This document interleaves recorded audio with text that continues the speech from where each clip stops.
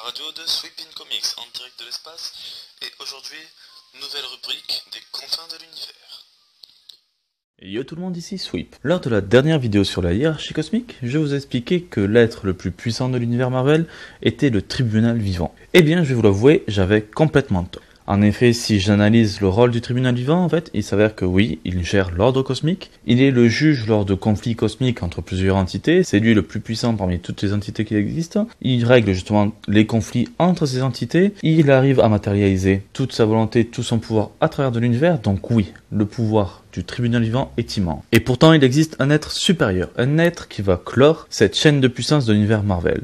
Son nom, One Above All, ou tout simplement pour nous en français, Dieu. Alors tout d'abord, comment ça se fait que je n'avais pas parlé avant donc de Dieu et sans doute en même temps ce nom vous est un peu inconnu? C'est normal, en fait, déjà de base moi-même je ne le connaissais pas car le One Above All a été très peu utilisé, il est apparu très brièvement dans les comics et on y a souvent fait allusion brièvement et rarement. Donc qu'est-ce qu'on sait à son sujet? Eh bien tout simplement le One Above All est directement le créateur du multivers de Marvel. Il est le créateur donc de toute chose et de tout être qui existe donc dans tout le multivers. Et justement sur l'existence de ce personnage, parce que justement il a apparu très rarement et surtout il a mis beaucoup de temps à apparaître réellement, il y a eu de nombreuses allusions à son sujet. Une des meilleures allusions qu'il y a à ce sujet est celle de Thor. Thor est un dieu comme Odin et il compare justement sa force et celle de son père à d'autres dieux, d'autres entités et d'autres entités abstraites dans l'univers. Et justement il en conclut le fait que le pouvoir du tribunal vivant est immense, il est impossible donc de concevoir, de réaliser tout l'étendue du pouvoir du tribunal et donc il est encore plus impossible de pouvoir se dire qu'il y a un être au-dessus du tribunal. Et pourtant, c'est réellement le cas. En effet, Méphisto nous le dit. À un moment, un barman demande à Méphisto si le tribunal vivant est Dieu, et le diable explique tout simplement qu'en fait, le tribunal vivant est le plus grand enfant qui se trouve dans la cour de jeu. Mais ça reste un enfant, et il n'est donc pas le père, il n'est pas le créateur. Et pour définir ce créateur, je vais me tourner vers Uatu. En effet, lorsque Reed Richards affrontait donc le Silver Surfer, Susan Storm définissait le Silver comme l'être suprême. Et Uatu étant à ses côtés, il lui explique qu'il existe bien un être suprême, mais que son pouvoir, son arme la plus puissante, est l'amour.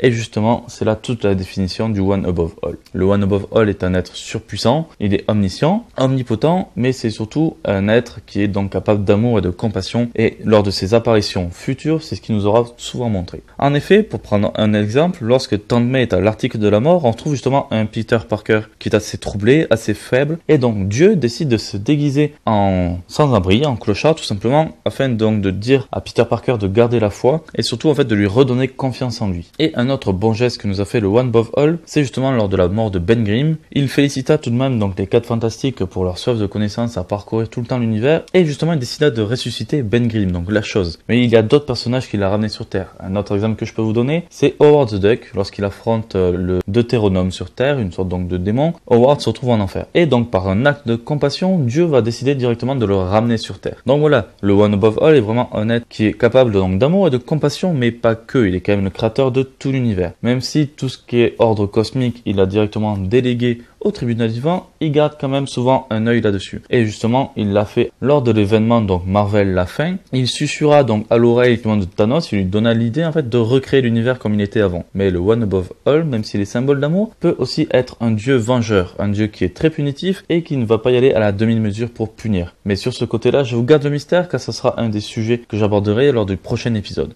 Sur ce, voilà, c'est fini. Désolé, la vidéo peut être courte, mais voilà, le One Above All est un personnage qui est rarement apparu et auquel on a fait rarement allusion. Donc il y a très peu d'éléments à son sujet et vu que c'est le dieu de tout et qui passe son temps à regarder et non à agir contrairement au tribunal, il y a très peu de choses qu'on sait à son sujet. Donc sur ce, voilà, ciao tout le monde. J'espère que cette vidéo vous aura plu, n'hésitez pas à mettre un pouce bleu ou un pouce rouge et surtout en commentaire ce que vous avez aimé ou non et continuez le débat. Et surtout n'hésitez pas donc à me rejoindre sur les réseaux sociaux, sur Twitter et sur Facebook. Sur ce, ciao tout le monde et à la prochaine.